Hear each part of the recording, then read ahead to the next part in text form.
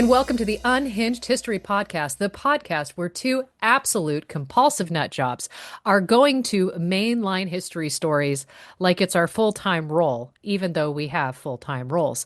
And then we're going to join forces once a week and tell each other the story we've only recently looked at and learned compulsively about. I'm host one. I'm Theresa. That is host two.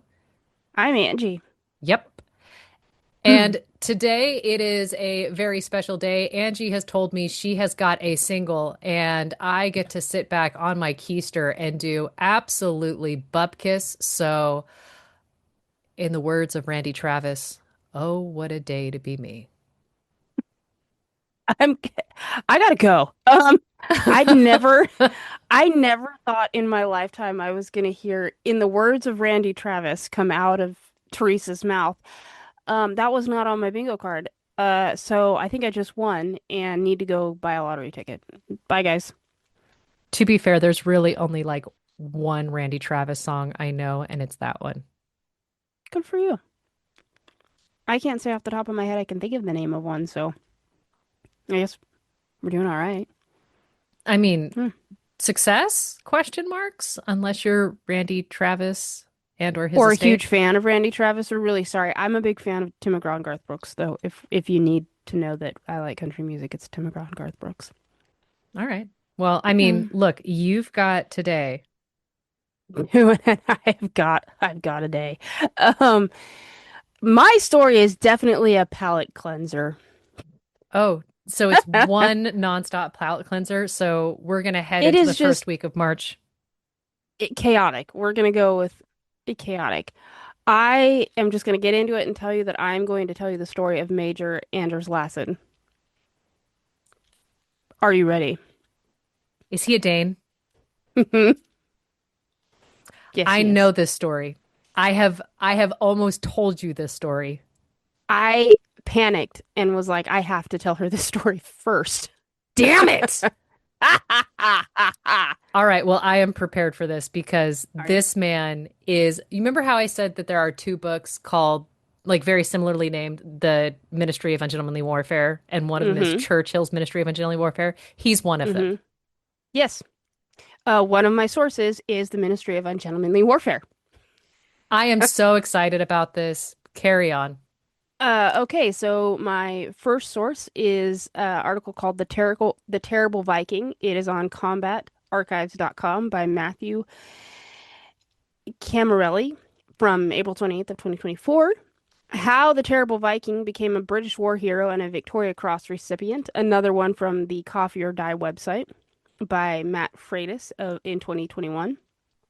I love I love the title for this particular article from War History Online by Jeff Edwards of in January of 19 is called Anders Lassen, the drunken insubordinate Dane who brawled his way to a Victoria Cross. And then if have you read The Ministry of Ungentlemanly Warfare? Yes. Literally my favorite book of the year. I could not stop laughing. Okay. And I have read a ton of Damian Lewis over the last year, but this one, other than the Patty Mains, this one has been my favorite. There is also a website called Lord Ashcroft, and he's got an article about Anders Lassen, and then there's a Traces of War that talks about him as well. That said, our guy is born September 22nd, 1920. I'm hoping I'm not going to butcher this.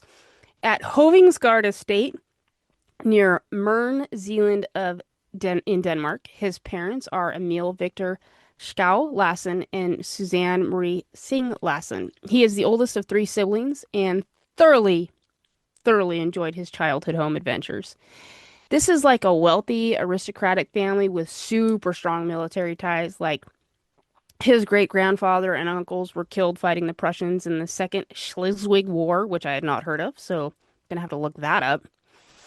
Um, so You like know, I'm going to interrupt you. Slishwig sounds like a mispronunciation you would have after downing an entire bottle of peach schnapps. let me tell you how it's spelled because I'm almost positive I said it right. Schleswig. And honestly, maybe it is because somebody downed a whole bottle of schnapps and said Schleswig. Yeah. That's where we are. Um, it's very clear from the onset that he is never going to be interested in running the estate like his forefathers. He is much better at hunting and camping. He's a skilled archer and marksman, and that's going to come back later. According to Combat Archives, quote, in 1931, he was sent to the Herr Luftslam School, which is a private boarding school founded in 1565 for sons of noble and other honest men, where it soon became obvious that Anders was no intellectual. Although he was popular and respected, his grades left a lot to be desired, which, I honest mean, to God, I swear is the commonality between every single commando I've given you, honestly, yeah. Like you say that, right? and I'm also Like, thinking Liu Bing, the founder of the Han Dynasty, had a very similar description yeah, of his not childhood. great with grades, but I am here for vibes. So, long story short, our guy struggles with authority throughout youth and he leaves school in 38 with the lowest exam rates of his entire year, which is also a commonality amongst my commandos, and I think that's hilarious. So, he's like 18, 19. He's really good at drunken brawling and not fit for regular service. So he joins the Danish merchant navy and he becomes a sailor. Then in 1940, Germany invades Denmark and it immediately drives this like natural hatred for the Nazis. Not the Germans, but the Nazis. He's Okay. got a real beef, but he loves your average like German guy. Like he's got cousins from Germany. So there's a real separation for him. He very, very much understands. I mean, look, nuance is key in most of these stories. Right. And also, I'm glad you said that because his story is so big that if I say anything that even remotely sounds interesting to you, just go find the books because I'm sure I'm glossing over a ton just to fit it into this time frame. Right? Like, Yeah, I'm given the fact that I've gotten at least one of them, like one of your sources I've right? already read. Yeah, agreed. 10 out of 10. Right? His such a huge story. So, that said, from here on out, just assume that I love this whole story. Like everything this man does is gold. So, the Nazis invade Denmark, right? But him and his ship that he's serving in the merchant navy on, they are like really far out to sea. His ship gets the call to head for any German or Italian or other neutral port along with all the other Danish vessels that are currently out. But Lassen and Co. have other ideas. War History Online has the best description of what happens next. They say, quote, by means of aggressive negotiation, they forced the captain to point the Eleonora Marksk, that's their boat, it's a tanker, in the direction of the British port of Bahrain. So, I'm just imagining this as a mutiny. Yeah, that Aggressive yeah, negotiations, yeah. right? Okay. So, by October of 1940, he's made his way to Britain. He starts drinking and brawling again because that's like his that's what I do. That's his hobby. That's what he does for fun. It's here that he has this rather fortuitous encounter meeting where he meets a British SOE operative. I assume that is Major Gustav or Gus March Phillips. I believe you're Um, right. there is no one source that directly says this was the meeting, but I think it makes the most sense. And Phillips is like, a hot damn, you can throw a punch and survive in really harsh conditions. And also you can sail like you're really good at it. You want to join my super secret boy band and go raiding with us? I'm pretty sure that's how the conversation went. Like I wasn't there, but I'm pretty sure that's what he asked. Yeah, let me introduce you to a man named Colin Gubbins, who absolute badass, and then we're gonna Right, get you a uniform. right. So Lassen's like, sick, let's go do some unscrupulous things that may or may not be considered illegal. Love this for him. So he is sent to both Dorset and Scotland to receive training. It's during this training that he kills a deer with only his stealth and knife, and it feeds the men for like a week. And they're all like in awe, right? Oh my God, he's so huge, but so quiet. It's also during this training that while sneaking around the training facility grounds with his bow, he's arrested multiple times for spying for the Germans. I I think love this that's so much. hilarious. I just get the feeling that every time he's returned to base, the CO just laughs. Like, what are you gonna do? That one's mine. I'll take it. Like, Okay. Like, listen, The dude, only eventually you're going to get arrested enough that you're going to be sightseeing. They know who you are. You would hope so. Now, the only problem that he's got going for him at this point is his attitude and his temperament. It's not going to make a great spy for the SOE. But that's like super cool with March Phillips because he doesn't need him to have a good temper or love authority. In fact, for both M, aka Colin Gubbins, and March Phillips, that's exactly what they need. Like, we're going to talk about this later, but the SAS and the SBS, which is the special boat service, it's the water version of the SAS. They need these self-starters and men that can lead from the front and change orders on the fly. Just like the SAS, the SBS is going to be conducting these butcher and bolt raids. Absolute agents of chaos, like right off the bat. But right now, it's not called the SBS. It's just a small scale raiding force, or SSRF, but better recognized as Commando Number 62. I mentioned Number 62 Commando from the train theft episode with Major Carrie Ellis. For And context, I was going to say March Phillips is talked about extensively in Odette Sampson's. mm-hmm, mm-hmm, yeah. Um, Patty Mayne, just for context, because I feel like just bringing it all around, is part of Scottish Commando 11. Now, Lassen serves in both the SBS and the SAS because his unit is eventually just absorbed as a whole in 44 as part of the SAS. For all you SAS nerds out there, I count myself among you. I think that's just important context. They never got to meet, and I'm devastated that Patty Mayne and Anders Lassen never met. Because I seriously feel like it was either they were born to be best friends or they would have been enemies, and the world is just too small a place for both the men to be in the same place at the same time, and that's why they never met. I'm with you. This makes sense to me. That's my theory. Okay, so March Phillips is tasked with the formation of this special unit based in Poole Harbor that's going to conduct these small scale raids across the Channel Islands. So he gets this Brixham trawler and he names it the Maid Honor, and then he converts it for his special clandestine ops, right? Okay. The the Maid Honor is only big enough for like 11 guys. So March Phillips has to be like super selective in the men that he chooses. So he's got second in command Jeffrey Appleyard, who in the movie The Ministry of Ungentlemanly Warfare, they have to go save from a Nazi camp. That is not where they found him in the Wait, did book. And I was like, wait, what? there's a movie? Yeah. I did not know this. Yeah, the movie's hilarious, but it is absolutely not the book. Like it is very Hollywood. That said, Alan Richardson plays Anders Lassen, and that is forever in my mind who is Anders Lassen. I need to look up who Alan Richardson is because you say that I think Alan Rickman. No, not Alan Rickman, but that's a fun vibe. I'll wait while you Oh, look it up. yes. Mm-hmm. Okay. Here for that. Carry on. Okay, so when we get done with this recording, I just need you to go watch the movie because there's an intro sequence with him that makes me laugh so hard, and I think about it at least once a week.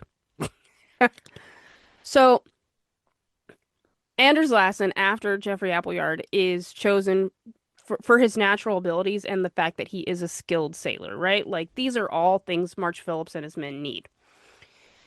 While in Poole, before the actual missions, he's trained in weapons. There's close quarter combat training, small boat operations, swimming, and these very essential long marches. And our man handles his business all while sort of securing his spot on the Maid Honor and the respect of everybody. Like he may be a drunken brawler, but his men love him. And And to be it's just fair, everybody on the maid honor is probably of the same ilk. honest to God, yeah, pretty sure. Now. The maid honor would get her first big mission the January after Lassen arrives. So he had arrived in Poole about April of 41, so the following January. Um, for those of you that have never read this book, I could not preach the Ministry of Ungentlemanly Warfare more because it's so detailed and so dedicated. But for lack of 10 years to tell you the story, there is this natural harbor called St. Isabel Port. It's on the island of Fernando Po. It is located just off the west coast of Central Africa. It is now called Bioko. This, at the time, is part of a Spanish colony in the Gulf of Guinea. It's January of 42. There are three ships docked here of great interest. One is the Italian merchant vessel, the Duchess d'Aosta, and the other two are German ships. One is this rather large German tugboat, the Linkimbo. Um, you have this rather large German tugboat called the Linkimbo, and the other is a barge called the Burundi. What makes any of this important is that Spain at this time is giving all kinds of lip service about being neutral. I think we've talked about it in other Yeah. episodes with your spies, But right? Like, Franco is not neutral. It is just on paper. right. Literally, that's the next sentence. So you got it. So the Allies believe that Fernando Po is being used as like a German U-boat refueling and rearming station. And for them, that means Fernando Po and these three ships need to be taken off the board. Like, this is problematic, especially in the case of the U-boats. And if these ships are involved in any way of helping, we need to solve this problem, right? Additionally, the Diasta, it's not being super forthcoming with its manifest, but there's definitely materials on board that would be really useful to the Allies. On top of that, the British press need a morale booster, like really bad, and capturing some enemy ships off the coast of Africa would be a total boon for them. I imagine you can all see where I'm going with this, and since Teresa's already read the book, she knows where I'm going. Oh yeah, no, it's fantastic. This is honestly, this is one of the best stories in the book. Oh, literally. Okay, so that said, Spain is still technically neutral, and we can't just like go and take it. An aerial bombing would most definitely be identifiable and obvious, which is gonna provoke Spain and cause them to most definitely join the Axis. And then Portugal, by default, kind of has to follow suit. And this does not work well for the idea in Britain's mind. So some very intense planning begins, and the basic gist is secrecy at every level, absolute deniability, and there are tons of moving parts. Colin Gubbins and his crew begin their share of the work while Churchill starts sending out these messages that basically read like "don't open till Christmas" and "for the captain's eyes only," that sort of thing. Because here's the thing, the obvious play here would be to just sink the boats, right? But they can't. First of all, the harbor is rocky and shallow, and the boats would just be salvaged. Like, it would not be hard for them to pull them up. As we learned, salvage divers have existed since at least the 15th century. Which is bonkers. Carry on. Absolutely insane. But anyway, them sinking the ships would render the op useless, and the Allies, they need a morale booster, right? So stealing the ships is the move.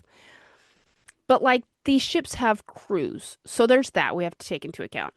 The plan, And in the if you have, simplest of terms, okay, sorry, I was going to go interrupt. ahead. Like the maid of honor is 11 humans big as a crew, and when you take over a boat, you need to man it. You've got to divulge some of your crew to man that, and that's not a lot. Yeah.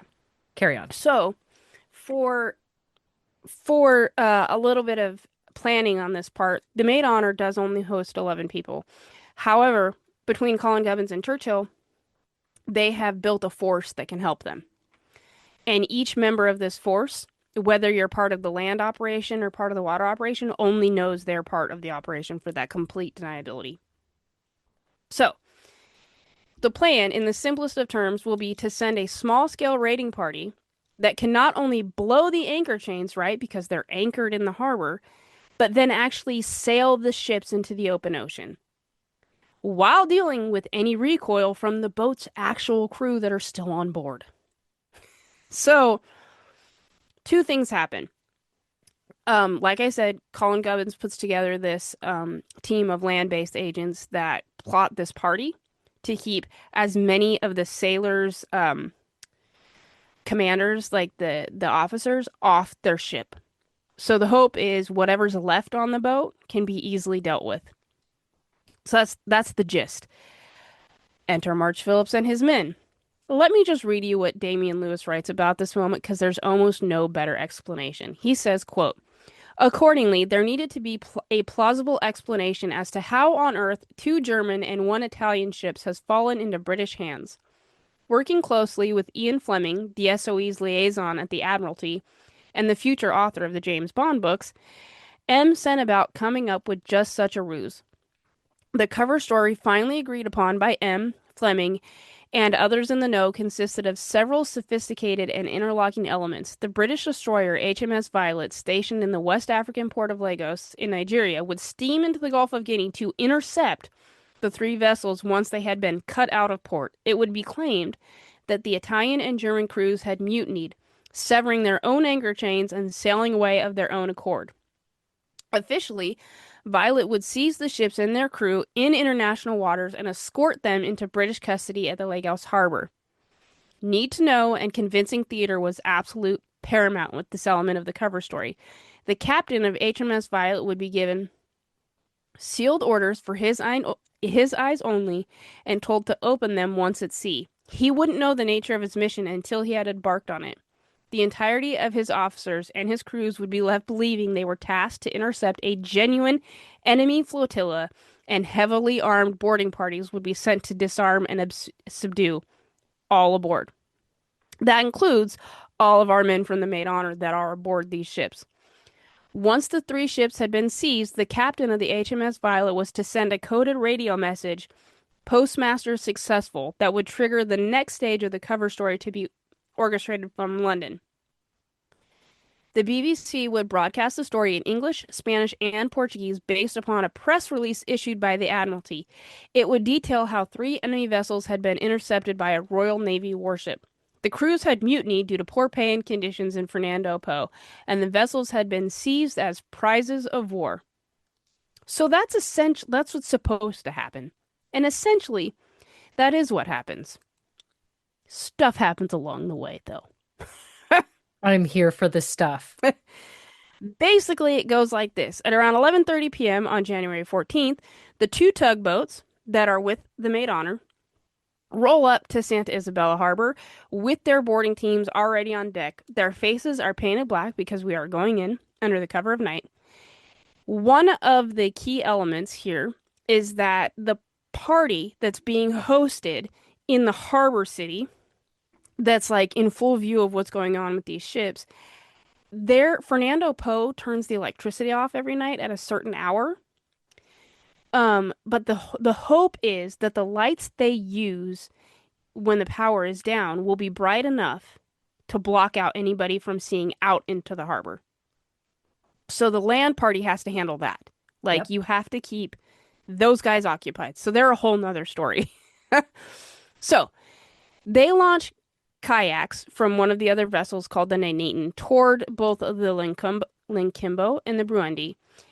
These are tied up together. When the crew boards the Bruandi, two freaked out crew members literally just jump ship, which basically gives the raiders free rein to set up explosives on the anchor chain.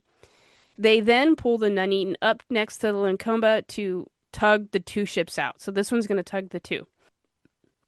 They detonate the charges, and the Nuneaton starts dragging both vessels out of the harbor. At the same time, another team from this other tug, called the Vulcan, managed to get onto the Duchess d'Aosta, our guy Lassen going in first. While one squad plants charges on the anchor chain, another crew sweeps the lower deck and rounds up prisoners. Pretty soon, the Italian merchant ship is also being towed out to open water. When the Italian and German officers hear the explosion, they rush to the harbor trying to figure out what the heck's going down. Anti-aircraft guns start blasting away at absolutely nothing because the crews think they're getting bombed from the air. Which I love. They love that for us. While all this chaos is happening, the raiders just like ghost out of there completely unnoticed. The whole raid takes about 30 minutes and they don't lose a single person. They walk away with 3 ships and 29 prisoners. The British warships that had been sent out to the area on purpose to later claim they had just found the floating ships around in the open water, they get to call dibs on them as war prizes. Now, part of the problem here, though, is there's like a 3-day time span between when they're captured and when they actually leave Fernando Po because Violet couldn't get out of her harbor in time. So there's like a few minutes there where our guys are like, oh no, we are okay. But eventually they get with who they're supposed to get to and everything goes the way it's supposed to. The Spanish authorities are absolutely livid because they know this whole story is BS, Oh yeah. Oh yeah. No, this stinks to high heaven. but they can't do anything about it. After the raid, Lassen gets promoted to second lieutenant and receives the Military Cross. His previous experience on the water, plus the fact that he was basically fearless, were huge factors in pulling off the mission. He'd found his thing, fighting the enemy using guerrilla tactics. The success of Operation Postmaster led to the Maid Honor Force getting bigger and rebranded as the Small Scale Raiding Force, or Number 62 Commando. So, Number 62 Commando, our fellas here, start harassing the Nazis throughout the Channel Islands and along up and down the French coast, right? A night's work for Lassen and the men looks a lot like intelligence gathering, capturing prisoners for interrogation, demoralizing the enemy in any way humanly possible, whether we're blowing petrol dumps or taking their resources, whatever. Like that's their goal, and they're great at it. Now, keep in mind they're doing this all throughout the Channel Islands and over a decent period of time. Now, sadly, it would be on one of these missions, Operation Aquatent in September 42, that Lassen's beloved commander, March Phillips, would be killed. Lassen likely never got over it and blamed himself. He was on weekend leave and evidently couldn't sleep and like paced his room back and forth with this like huge sense of foreboding because he knew they were out on this mission and he should be there, but he wasn't. He later realizes to himself that this like sense of foreboding is what is happening, is this unmitigated disaster, right? So basically the plan was simple. They were just supposed to mess with the enemy, give the Allies a morale boost. March Phillips leads a team of 11 guys onto a beach in these Goatley canoes, but they land at the wrong spot on the beach and immediately get lit up by a German patrol, excuse me. Four of the raiders get injured and captured. Four manage to escape, but they eventually get caught anyway, and the rest of the team didn't make it, including March Phillips, who got shot while trying to swim to shore after his canoe had been wrecked. Lewis said in his book, quote, Lassen wrote poignantly in his diary about the death of a man he had idolized and tried to emulate, and to whom he was described by many as being devoted. Major March Phillips is dead now, he noted, the only man I sincerely liked and respected. He died in battle leading his men, a death worthy of him. At times, I'd wish I'd been with him when things went wrong. At all the other times we fought together, but not the last. That breaks my heart, It does. right? Like, oh. A couple weeks later, our remaining men set out on an operation called Operation Basalt. On the night of this one is super key to me because of Patty Mayne's story, but on the night of Operation 3rd, October 3rd, Why did that just make Appleyard. sense to me? I was going with it. I was like, sure, And, month yeah, operation. It's, yeah. let's do it. I like it. Operation 3rd. Appleyard, who's now in charge since the death of March Phillips, and his crew, including Lassen, head to this place called Sark. It's one of the Channel Islands, and they're on a motor torpedo boat nicknamed Little Pisser, That feels right. doesn't it? Yeah. Now, this boat has these custom silenced engines, and so for the most part, they can arrive totally undetected. Once they hit the island, the squad climbs up this area called Hog's Back. It's this cliff that sort of jutes out into the ocean, and they start hunting for Germans. Appleyard was basically flying blind. They planned this raid using a tourist's hiking guide and his own family's vacation videos from before the war. So, like, we are not working with a ton of great intel here.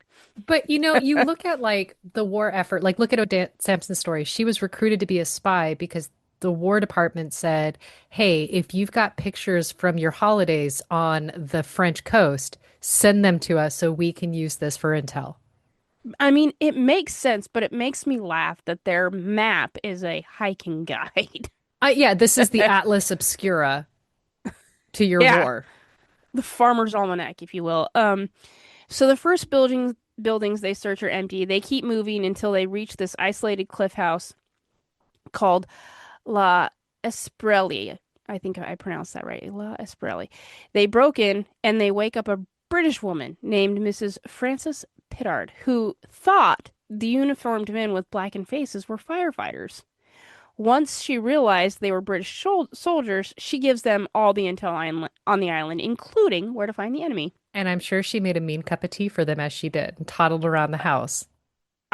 I mean, if Anders Lassen's sitting at my kitchen table, heck yeah. At the nearby Dix Court Hotel Annex, a small group of German engineers were asleep, and she sort of points them in that direction with one sentry outside. Anders Lassen silently kills the lookout with his knife. The five Germans inside were woken up and dragged outside in their pajamas. Orders come down to tie their hands. When the prisoners realize this isn't a major invasion but just a small raid, they start yelling and resisting. Well, there's over 300 Germans on the island, like 300 German soldiers, and many are less than 100 meters away at the Stocks Hotel. And so Appleyard orders his men to shoot anyone who try to flee. Like, we need to keep them quiet. We need to keep them tied together. Just handle them. Yep. Um, Unfortunately, some try to flee, shots are fired, and only one prisoner remains. His last name is Weinrich. The book talks about how this idea of tying them together did not, like, tying their hands didn't sit well with Lassen, but like we're following orders and he said tie him, so we tie him. Um the alarm is raised and the commandos race back to their boat. They barely escape. On the ride home, like I said, Lassen's a little bit worried about having shot bound prisoners. This can be seen as a war crime, but Appleyard's like, dude, don't second guess it. Just that's what happened. It is what it is. Back in England, the raid is deemed a huge success. Churchill personally congratulates Appleyard while Reinrich spills all the beans of that super valuable intel during his interrogation, the one remaining German that they had. Right.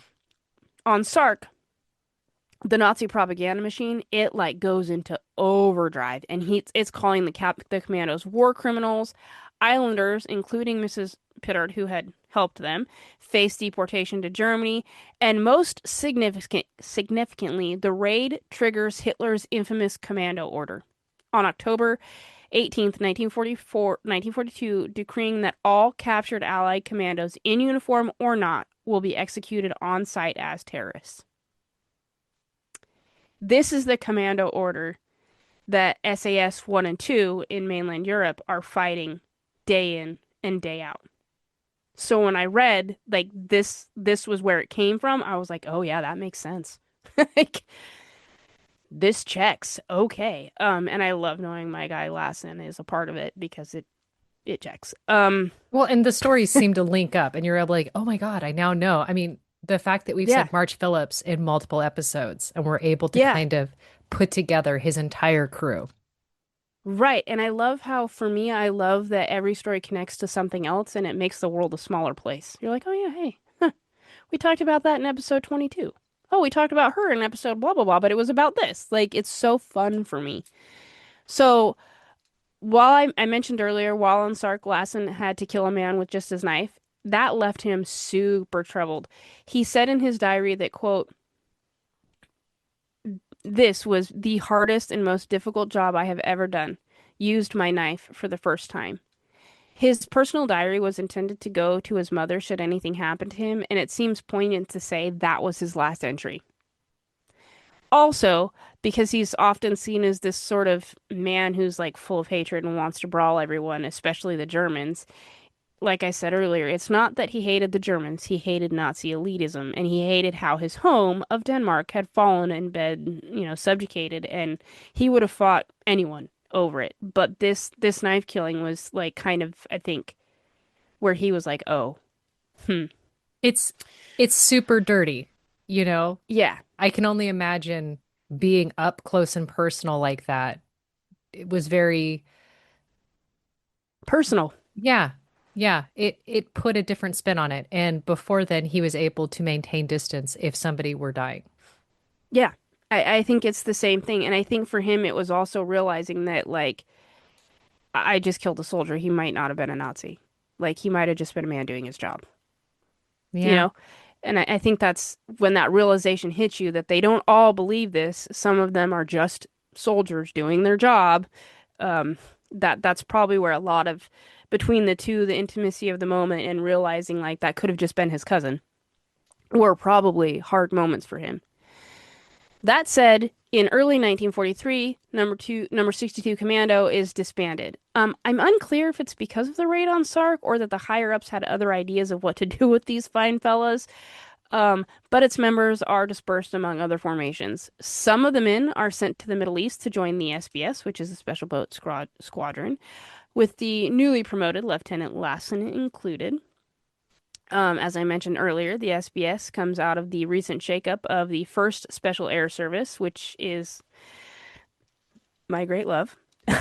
um, excuse me. It had been created in North Africa back in July 41 to pull off sabotage missions deep in enemy territory, which, if you've been around here for any minute of time, you will know we're big fans of deep in enemy territory raids. Oh, yeah.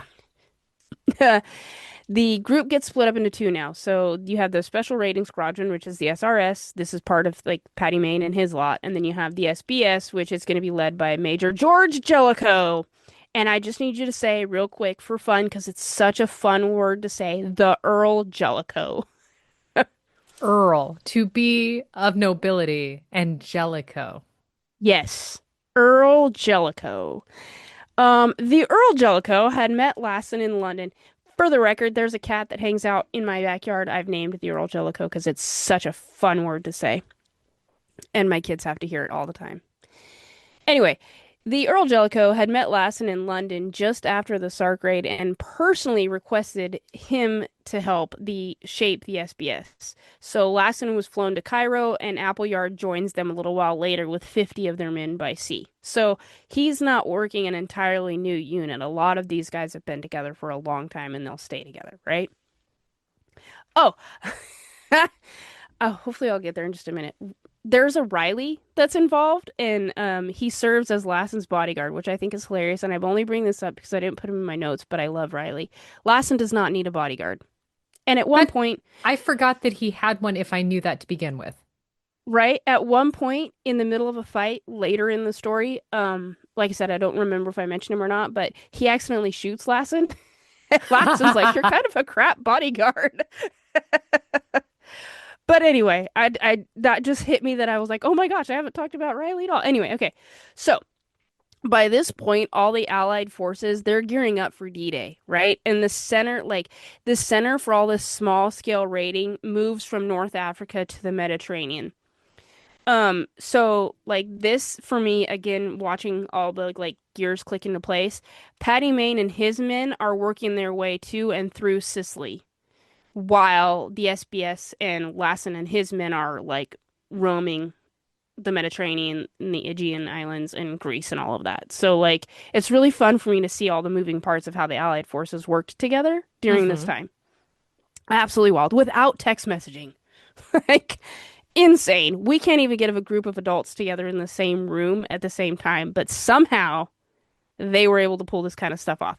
So anyway, I think it had to do with more motivations, right? do a little bit more motivated to get the same group Right. in the same room. Yeah. Yeah. Um, Jellicoe loves Lassen. At one point, he said something like off to him. They're at this bar in Tel Aviv, and Lassen just flat knocks him out. Like he knocks out his commanding officer. But when Jellicoe came to, his response was, quote, "I think I must have said something that annoyed him." That's a good Jellicoe boss. goes on, right? Jellicoe goes on to explain, "I wasn't aware of it, except the next thing I was aware of, I was flat on my back on this bar floor, and I must have been out for quite a bit. He carried quite a big punch if he wanted to punch. I said, well, I don't know what on earth this is all about, Andy. And in any case, we had a few more drinks and drove back to my camp. He was too valuable a person for me to make too much of a fuss about." I love all of that. I could just, I just want to meet Jellicoe so bad. He sounds like the guy you want to hear all the war stories from. Um, Anyway, so to summarize his time in Greece, he had a great time. He loved Greece. He had so much fun in Greece. The SBS specializes in amphibious warfare. Basically, they're doing a ton of recon and all these sabotage missions. They are based in this coastal town south of Hafia in Palestine, and the SBS launches its first major op in July of 43. They were tasked with hitting Axis airfields in Crete and Sardinia, and as a distraction right before the Allied landings in Sicily, right? So we're trying so hard to keep everybody occupied while all the Allies start coming into Sicily. And I just think that's so much fun. Lassen has a four-man team, and they raid this airfield in Crete called Castili, which is also a really fun word to say. After getting dropped off by a motorboat launch, the guys paddle ashore in these little dinghies, and then they hike inland for 2 days through this super brutal terrain. I am not about this hike. I don't care how pretty Greece is. Not doing it. Um, Lassen splits his patrol in two so they can attack from different angles. After sneaking past the wire undetected, he and a private by the name of Ray Jones, they get to this parked aircraft and they start like attaching timed bombs. Suddenly, a sentry spots them, and Lassen like immediately shoots him dead. But the noise it alerts the other guards, and a firefight breaks out, which gives the other two-man team or the other two team members cover to plant and like get their bombs ready, completely unnoticed. So the explosions are going off. They're creating all kinds of chaos. Lassen and Jones slip away. The team escapes Crete after destroying 5 aircraft. This success earns Lassen a bar to his military cross, which I think is super cool. After Italy surrendered in September 43, the Allies tried to grab the Italian-controlled Dodecanese islands before the Germans could, hoping to use them as sort of a launching point against the German-held Balkans. This is where the SBS gets super involved in the fighting. Lassing, who'd been promoted to captain in September, he takes part in tons of these missions, including these brutal battles on Simi, where he earns a second bar to his military cross. Despite his efforts, though, the campaign is a disaster for the Allies. The entire Dodecanese falls to the Germans within 2 months. Like, the Germans have figured out right quick what's going on here. But the SBS raids continue, tying down enemy forces that could have been used elsewhere. So they're still making it work. Now, I love this. Throughout these missions, Lassen has become like a local legend. Like, the local Greek people and the local people that he's encountering along the way, they already know who he is before he gets there. They're like, oh, the It's Viking you. man, the big blonde one. We like you. And also, just an aside, Lassen is a ladies' man. Of Like, course he is. You don't shocking. look like I this know. and then decide, I mean, unless you're gay, but you know what I mean? Right. He at one point, I can't remember what island he's on, but they have like they've just completed a mission and they have a weekend off, and he swaps bedrooms with another guy for some reason. I can't remember why they ended up changing bedrooms, but it wasn't because Lassen like asked him to. It's just they had to swap. In the midst of this, some guy breaks into what he thinks is Lassen's room and tries to shoot and assault the guy there because he thinks he's Lassen. And after the Ally commando saves his own life and deals with it, he comes up to Lassen and is like, "The hell, man! Like that guy invaded your previous room because you slept with his wife." And Lassen was like, "My bad. So sorry. Do you want to swap Uh, rooms again?" Like, Also accurate. But which one? she's lovely. Was this Lucinda? Was this like there's so many. It's hard for me to keep them straight. Yes. Like typically I'm not so keen on the playa and the gay, but Lassen, every encounter he has is funny to me. So I'm just like, yeah, you're kind of perfect. Like you're exactly what I expect you to be. I love this for you. Um so he becomes this legend. He's this absolute ladies man, but on top of that, like he leads these silent high stake raids and they're sailing around the islands in small Greek fishing boats. They're hiding during the day and they're striking under the cover of darkness, and the enemy never knows where they're going to hit next or who's going to hit them. And this is where Lassen's hunting skills kick in, except now he's silently stalking and killing Nazi sentries instead of deer. Um, his men love him. He's not just being fearless and insanely skilled, like not just because of those, but because he's never asked them to do something he wouldn't do himself. And he is also super connecting with the local people, not just the ladies, which earn their support. So one of the things that he sees that totally pulled my heartstrings is that coming into Greece, he's seeing that these locals are starving, that they don't have enough supplies to like survive the winter, let alone the next few weeks. We need to do something for them. So they're planning raids at night, they're raiding at night, but they are also sneaking food and supplies into the villages. So I it's kind love of like that. this, right? This sort of like Robin Hood, like the villagers all love them because they're helping, and the villagers are willing to protect them because they're offering help. They don't need to offer, but they see a problem and they're going to solve it. We have the ability to do so, so why will we not, right? And I absolutely love that. In April of 44, Lassen leads an 18-man team on a raid against Santorini. They sailed there from their hideout, which at this point is on the Turkish coast. That just sounds so much fun to me. Like, I want to hide out on the Turkish coast. I'm just saying. Anyway, April 19th, it takes them about 3 days to get there, and after traveling by night and hiding by day off these small uninhabited islands, the boats then head into the Christina Islands, which is about 16 kilometers southwest of Santorini, and they're like sort of waiting for pickup.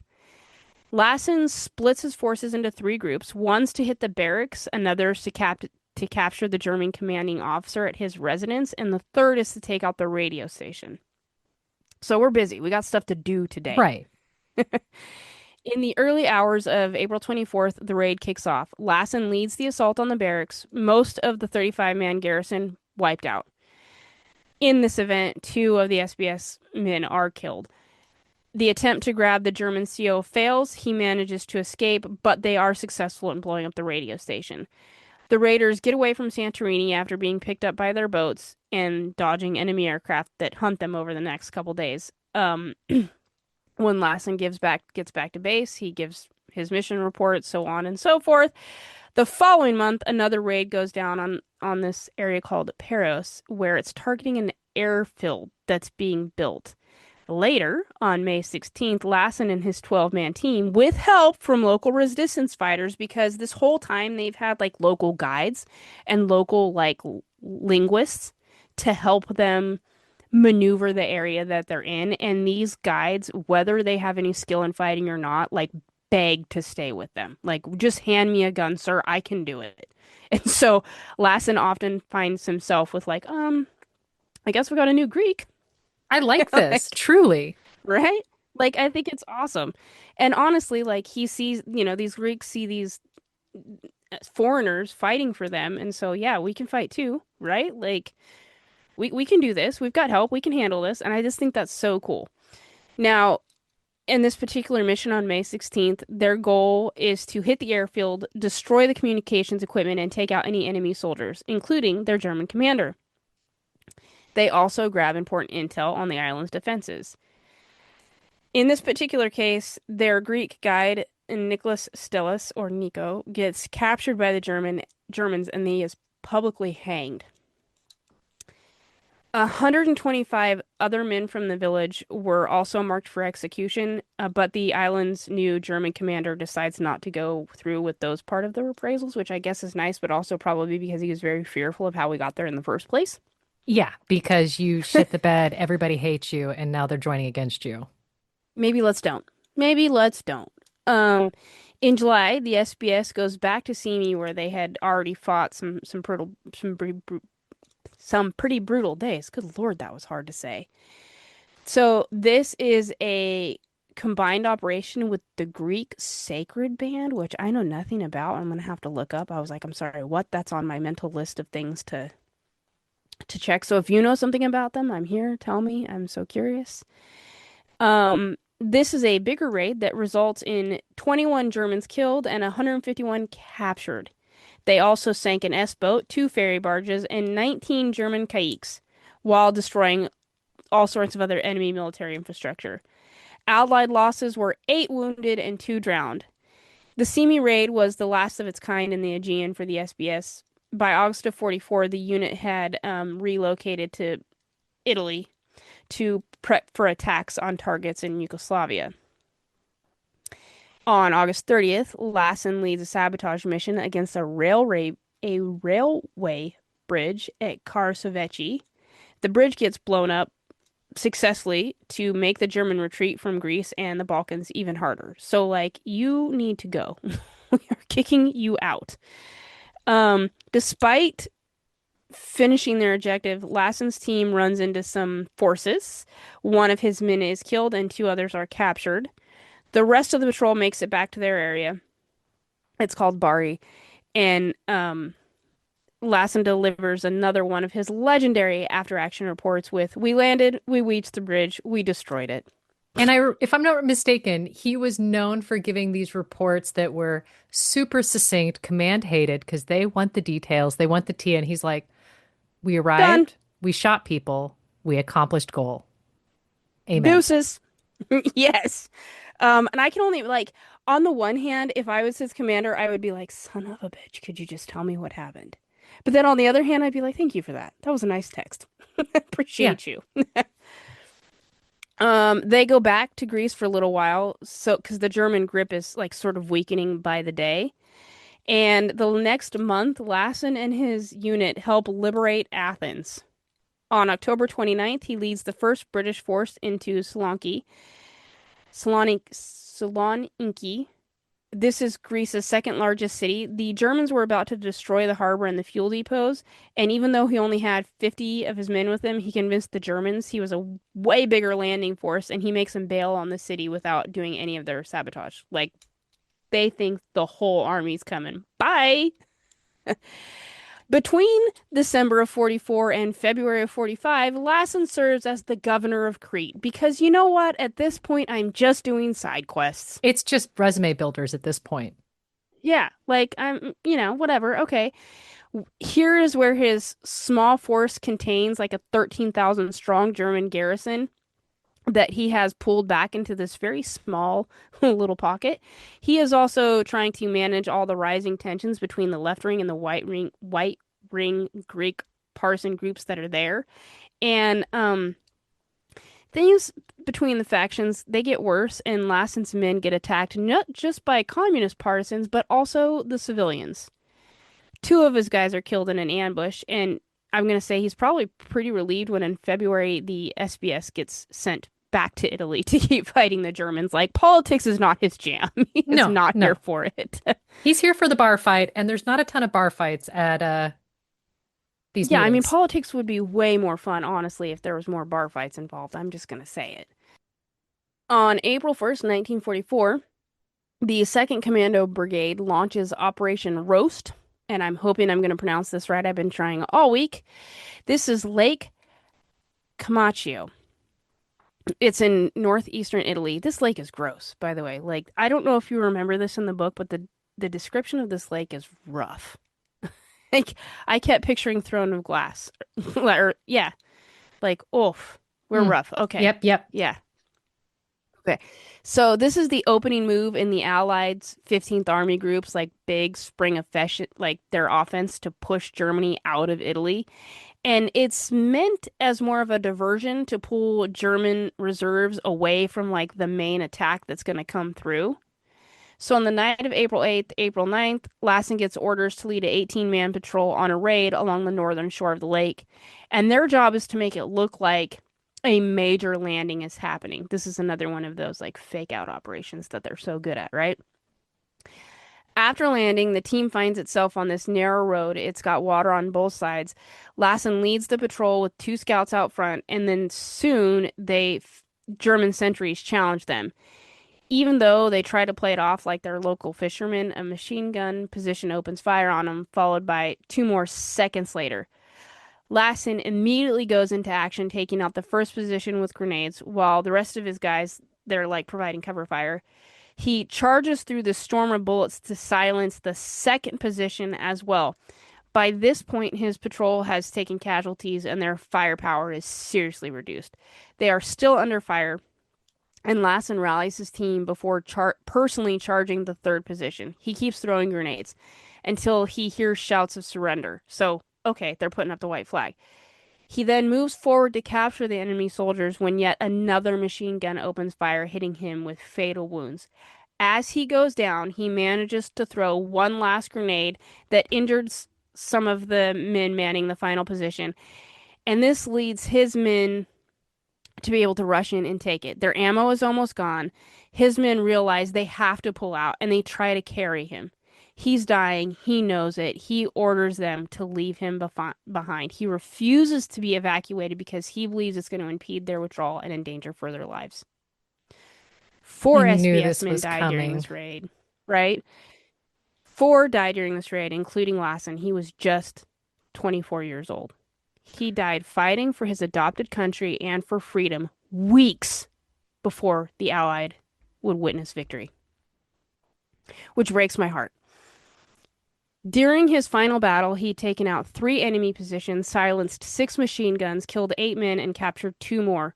For his actions, he was posthumously awarded the Victoria Cross, making him the only non-Commonwealth recipient of the award during World War II. His family received his medals from King George VI at Buckingham Palace in December of 44. He's got a lot of medals. Yeah. Um, he's got the Victoria Cross. He's got a military cross with 2 bars, the 39 to 45 star, the Africa Star, the Italy Star, the Defense Medal, a War Medal, King Christian X Memorial Medal, and the Greek War Cross. This part gets me every time. At SAS headquarters in Hereford, England, there are only 3 statues: David Stirling, Patty Mayne, and Anders Lassen. Oh, I didn't know that last bit. Right? Um, he has a bust in Churchill Park in Copenhagen that was installed in 1987. The Italians erected a monument near the site where he earned his Victoria Cross, which I think is like, oh, my heart breaks to know that. His gravestone inscription in Danish, it's in Danish, but in English it says, "Fight for all that is dear to you, even if you must die. Then life is not so hard, nor is death so hard." His Mm. nickname, according to his commanding officer, George Jellicoe, arose from his having all the qualities of a buccaneering Viking: extraordinary courage, physical endurance, devil-may-care, and keenness. I would like to end my story of Lassen with quite possibly my most favorite after-action report ever. Landed, killed Germans, fucked off. Well done. That was the one I could think Okay. of, but I couldn't like recall word for word, so I tried to abandon Ugh. ship. I want so bad a work shirt that just says LKGFO, Yeah. right? Like, landed, killed Germans, fucked off. Like, yeah, okay, bye. That's totally. I could see why his commanding officers were a little pissy about the paperwork. I mean, it could have been a little tiny bit more descriptive. I How many mean, I think, Germans? Where did they die? where did you land? Where did you fuck And off when you to? fucked off, where did you exactly? And where, friend, Parse, did you fuck off? Yeah. Love it. If That's you've my guy. enjoyed this and kind of went, holy crap, Anders' story does connect to everybody else's that they've told, Hmm. rate, review, subscribe, send this to somebody else who wants to sit in the center of all of the twine around the maps and all the stories we've told and gone, it connects to everything. It's all one story. And on that note, Yeah. goodbye. Bye.